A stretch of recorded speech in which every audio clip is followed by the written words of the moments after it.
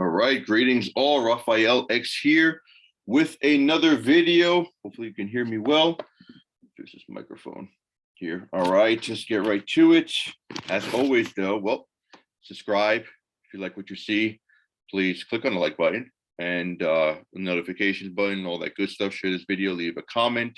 One of my last videos was really successful on the on young people dying all of a sudden, right, due to vaccines, COVID, what have you, both, but vaccines definitely there's a correlation there. But before we start, as we start, always, let us begin with a prayer. Nomine Patris et Filii Spiritus Sancti. Amen. Ave Maria, gratia plena Dominus tecum, benedicta tu mulieribus et benedictus fructus ventris tui, Jesus. Sancta Maria, Mater Dei, ora pro nobis peccatoribus, nunc et in hora mortis nostrae. Amen. Ave Maria, sede sapientiae, ora pro nobis. In nomine Patris et Filii Spiritus Sancti. Amen. All right, well, good to see you all. Thanks be to God, Roe v. Wade was overturned and turned back to the states, right, as Trump predicted. Thanks be to God, right, in certain states which have the trigger laws. Some of these trigger laws were set for years, right, waiting for the Roe v. Wade to be overturned. Thanks be to God that we will have babies born and alive saved in these states like Missouri, Mississippi, and others continuing on. But today, we're going to talk about the relationship between the trans confusion and technology, the internet specifically. That the internet, obviously, there's a correlational element here, but with cause and effect, there's always correlation. But correlation can get to the degree that we see that there's cause and effect, right? The mere correlation is not cause and effect. But if every time this cause happens, this effect happens, then we have, if this happens and this happens, then we just don't have correlation, but we also have cause and effect. And that's what we're seeing with the internet. The internet is causing a lot of this gender confusion. And I'd like to share this article with you. It's, the Heritage Foundation have some really excellent things going for them. There's reports done, really specific reports, detailed reports, really well done studies on these topics, right? And how transgenderism, these are new topics. These haven't existed before the 2000s. So these topics newly studied, there data there's coming up. So yeah, the Heritage Foundation is doing a darn good job. So let's talk about this, because the transgender ideology is something that's truly destroying our society. And I think any sane person can realize that, because first of all, it is something totally new, and it's not only against God and supernature, but it is obviously against nature. All right, so let's talk about this trans, and I would like to share this article with you. And I will post this article also in the link so you can, right, see it for yourselves. But let me share it real quick. And here it is. And this article is called, right, Tech and Trans Confusion. Right, in December 2000, The Atlantic published an expose reminiscent of the Twilight Zone. We are living in the Twilight Zone, right? The Twilight Zone has become the reality of today. Earlier that year, reports broke of a British surgeon who had amputated the healthy limbs of two patients. What author Carl Elliott found underneath these strange events was even more puzzling. A once rare condition, psychological distress over healthy limbs, was now plaguing thousands. How did this happen? Again, I've mentioned this in other videos, but there's something wrong when you want to amputate healthy limbs, when you do not want to conform to the body that essentially God gave you. God communicates his will through us naturally through the body, right? The whole theology of the body. What is the body telling me? Man's body is made for women. Women's body is made for men. So there's something there. If you don't want to conform to that, there's not a problem with the objective reality, but with the subject of that, right, of that reality, right? It becomes an internal reality, which is not real. All right, how did this happen? Right, and we're seeing this in concentrated areas, more obviously more liberal areas, more urban areas where there's a proliferation of trans, right? There's a proliferation, and there's a higher suicide rate among them, like 20 times more. A trans is more likely to commit suicide than a non-trans, a binary, or what you call a cisgender, as they say. So yeah, these are in concentrated areas. So one of the arguments against the or yeah, really kind of against the transgenderism being a cause of suicide is that, oh, they're saying suicide is the cause of the non-acceptance of transgenders. But no, this is happening precisely in places where transgenderism is accepted, like in urban areas. So the cause is not the non-acceptance, the societal non-acceptance. No, the cause is the disorder of transgenderism itself, the cause of suicides. This article mentions that. There's another really interesting study on that. I'm going to post that as well in the comments. In his interviews with amputee wannabes, Elliot, still talking about this author, Elliot discovered a common factor fueling what is now called body integrity identity disorder, BID, the internet.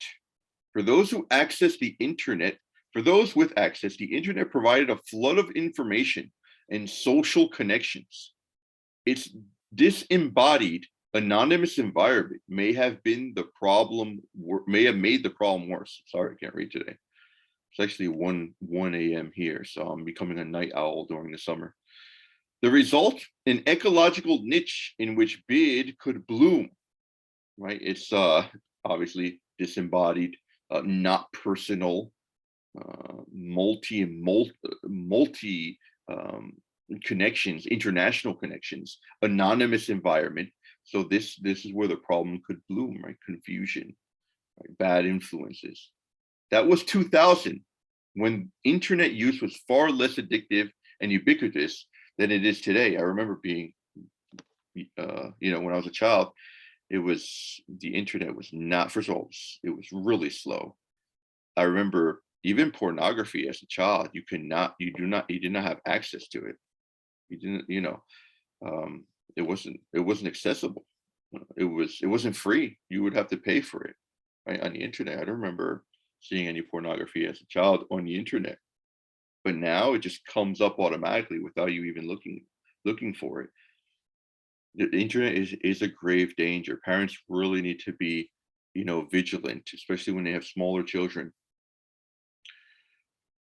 Let's get here. Since then, new media, the internet, smartphones, and social media have spread almost perennial strains of body dysmorphia.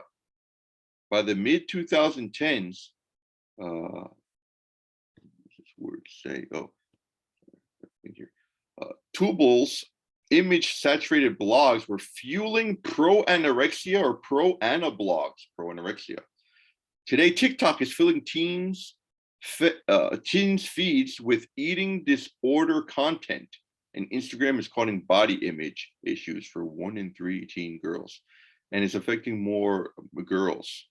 I'm not sure if transgenderism is affecting more girls, but definitely this confusion, this negative activity with anorexia, with the whole issue with body insecurities are issues that are affecting girls more. There's been a public outcry against these tech-fueled crazes in outlets like, The Atlantic, but the latest contagion has been ignored outside conservative media. Rapid onset gender dysphoria. A huge correlation between internet use, social media use, and gender dysphoria. Worse, much of the left has prided the phenomenon in the name of inclusivity, equality, and this month, Pride, celebrating disorder. Like the amputee wannabes of 2000 or anorexic teen of the 2010s, New media are fueling yet another form of teenage self-harm. Take Kyra Bell, the young woman who won a United Kingdom High Court case against a gender clinic that fast-tracked her transition. Before the counselor's office, clinic, or classroom, she was exposed to gender ideology on the internet. Or consider tons of cases here, tons of cases. People saying they're bored, they're not in the right body, right? So, all right, I just want to see this go towards the end. I didn't want to make this video too long. Let's go here. Today, with the majority of teens' day-to-day lives taking place online, greater protections are needed to stop the promotion of self-harm online. You can get certain filters for your Wi-Fi at home, and parents should do this, right? Because even if the children have permission, right, for screen time or whatever, even if it's limited, it would still be good to place a filter, right, on the Wi-Fi. And there are programs out there that do this, companies that, right, sell certain programs. I don't know how it works. As of 2021, 71% of American youth own smartphones by age 12, and 84% of teens 13 to 18 use social media. This is a huge problem. Now, with technology growing, virtue also has to grow with it. If technology grows, technology is not, technology can be used for good or used for bad. I'm not saying technology is bad, but if technology is growing, which it is exponentially, increasing, getting better, virtue is not going along with it, then really society will be destroyed, literally. And that's what we're seeing. We need to be virtuous. What does that mean? We need to form good habits. We need to instill in our kids good habits. That's the essence of education. It has to culminate into the moral life. It can't just be about knowing a lot of things. No, they have to be wise, prudent kids who make good decisions and have self-control. Self-control. 84% of teens 13 to 18 use social media. The average American teen spends almost 9 hours a day on screens. That's absolutely insane. Until social media platforms provide more robust parental controls and adopt policies restricting or banning pro-trans content, there's virtually nothing keeping kids from falling down algorithmic rabbit holes that encourage the dangerous practice of transitioning. So we're seeing this encouragement, maybe in an implicit way through, like children's programs. We see that through Disney. And it's a real thing. Get woke, go broke. Disney has gone down the last couple of months, 50% in their stock. Right? These companies they're so self-righteous that they will pursue this to the detriment, to the destruction of their company. Right? They think they're doing good when they're doing evil, and that's how corrupt they are. Right? They're blinded in their evil. It's such an easy evil to see also. If parents, the last paragraph, if parents and policymakers want to protect kids from the self-harm of transitioning, then they need to turn up the heat on tech companies. As long as these companies promote and provide platforms for gender transition, the bodies and the futures of teenagers will be at risk. So again, even, parents, if you have your children, you're raising them well in a good environment, you're vigilant, but be particularly vigilant with technology, with the internet, with social media. I know good families where, all of a sudden one of the kids feels gender confused, and this is fruit of, right, the use of the internet. So let's be careful with that, and continue fighting the good fight. Families today have to be like little monasteries in a way. It's really difficult to parent. I feel for the parents. All right, well, we'll leave it at that. God bless you all. Remember, subscribe, click on the notifications button, and let us celebrate the overturning of Roe v. Wade. It wasn't outlawed totally. Maybe prudently, it should be outlawed, but prudently, because it would be too much of a pushback.